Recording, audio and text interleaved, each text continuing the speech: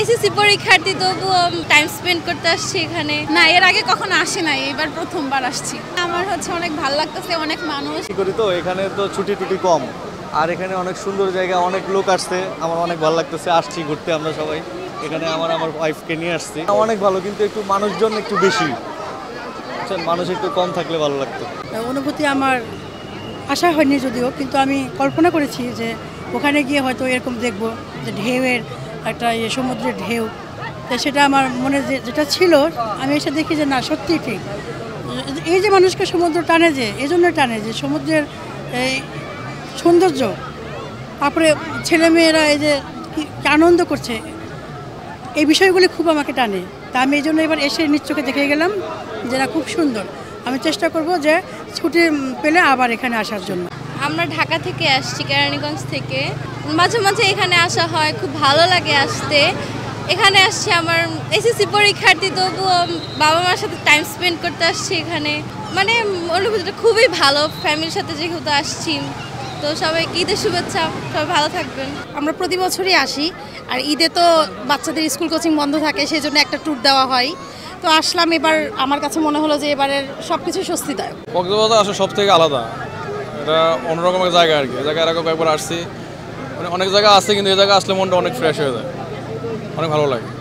তাছাড়া অনেক লোকজন হয়, সমুদ্রের পানি, তারপরে যে আওয়াজ, অনেক ভালো লাগে। ঈদের ছুটিটা আমরা গ্রামে যাইনি, শহরে আছি, সেজন্য কক্সবাজার চলে আসছি। আর শহরে দেখা যাচ্ছে বোরিং একটা জায়গা, কক্সবাজার আসলে সমুদ্র সৈকতে বাচ্চাদের একটু উপভোগ করা যায়, সেজন্য আমরা কক্সবাজার আসছি। হ্যাঁ, আমার অনেক ভালো লাগতেছে, অনেক মানুষ। প্রথমবার সমুদ্রের এত কাছে থেকে ঢেউ দেখতেছি, ভালো লাগতেছে অনেক। মানুষের চাপ যদিও বেশি, তারপরেও ভালো লাগতেছে, উপভোগ করতেছি আর কি। না, এর আগে কখনো আসি নাই, এবার প্রথমবার আসছি। ভালো লাগতেছে অনেক, এই যে এত কাছ থেকে সমুদ্রের ঢেউ আওয়াজ শুনতেছি, অনেক ভালো লাগতেছে। এত কাছ থেকে কখনো এভাবে সমুদ্র দেখা হয় নাই। মাহে রমজানের কারণে কক্সবাজার সমুদ্র সৈকতে দীর্ঘ 1 মাসের মতো বন্ধ ছিল, পর্যটকের আনাগোনা খুবই কম ছিল। এর মধ্যে আমরা সিসেফ লাইব্রেরির সদস্যরা আমাদের যে স্কিলগুলো আছে এগুলোকে আমরা ডেভেলপ করেছি, যাতে ঈদ পরবর্তী সময়গুলোতে যাতে আমরা এগুলোকে ফেস করতে পারি, এবং যাতে আমরা পর্যটকদের নিরাপত্তা যাতে আরও বেটার কাজ করতে পারি। আমাদের নতুন বুটও সংযোগ হয়েছে, আমরা যেগুলো দিয়ে রিস্কিউ করে থাকি সাধারণত। এর পাশাপাশি ঈদের পর থেকে প্রচুর পরিমাণ পর্যটকের সমাগম হয়েছে। অনেক পর্যটক আমাদের কথা শুনে, অনেকে শুনে না, তারপরেও আমরা চেষ্টা করি তাদেরকে নিরাপত্তা রাখার জন্য। আপনাদের মাধ্যমে জানাতে চাই সকল পর্যটকদের লাবণী, সুগন্ধা, কলাতুলি 3টি পয়েন্টে লাল হলুদ পতাকা যেখানে থাকবেন, মাঝখানে গোসল করাটা নিরাপদ সকাল থেকে সন্ধ্যা পর্যন্ত। এর মধ্যে এখানে আমাদের লাইফগার্ড সদস্যরা রয়েছে, এখানে গোসল করা অনেকটা নিরাপদ।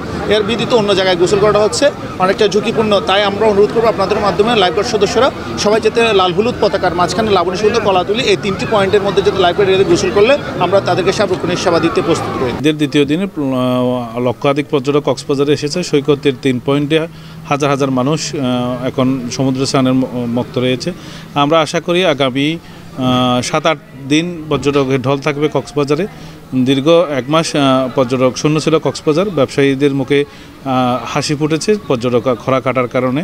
আমরা আমাদের রমজান মাসে যে ক্ষতিটুকু হয়েছিল সেটা আমরা আশা করি আগামী কয়েকদিনের ব্যবসার মধ্যে আমরা পুষিয়ে উঠতে পারবো, এবং আমরা পর্যটকদের সেবার জন্য ট্যুরিস্ট পুলিশ, জেলা প্রশাসন, ব্যবসায়ী, টোয়াক এবং সব কিছু মিলিয়ে রেস্তোরাঁ মালিক সহ আমাদের একটা নিরাপত্তা বলয়ের জন্য টিম গঠন করা হয়েছে। অনেক পর্যটক এসছে, তাদেরকে আমরা তাদের এই আনন্দটা যাতে স্মুথ হয়, তারা যাতে সুন্দরভাবে আনন্দ উদযাপন করতে পারে, এই কক্সবাজার বিচে ভ্রমণ করতে পারে, কোনো ধরনের ঝামেলাহীনভাবে যাতে তারা থাকতে পারে, আমরা এর জন্য যথাযথ ব্যবস্থা গ্রহণ করতেছি।